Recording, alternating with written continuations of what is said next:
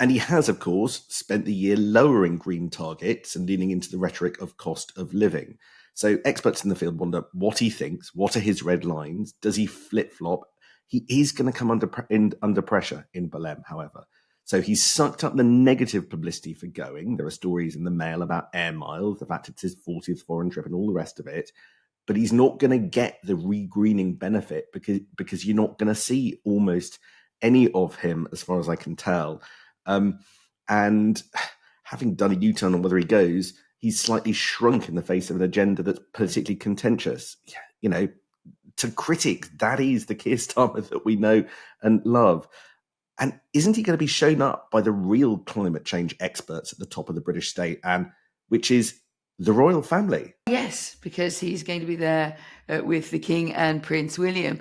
I just wonder whether I do see this half in, half out thing, perhaps as gloomily as you do. If you're Keir Starmer right now and you've got Conservatives saying we're going to back out of the Climate Change Act, you've got Reform also on the sceptical wing, certainly about these big kind of boondoggle events, and probably underlying it is skepticism about, is this the most important thing that we should be focusing on, as opposed to growth and drill baby drills and you know, all the other ways that you could deal with energy and cost crises.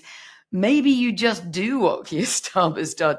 You go, but you don't make a big fuss about it. So if you want to talk to people who want you to regreen, you can say you went, you took the time and you went, and I'm sure they'll create some subtle assets on the side that they can use for that audience as and when. At the same time, do you want the target on your back to be even bigger by saying it's showtime at COP with Keir Starmer, when, and to bring us to the royal guests there, you could sort of leave that to the royals, then say that you thought it was the right thing to do, also respectful to go along.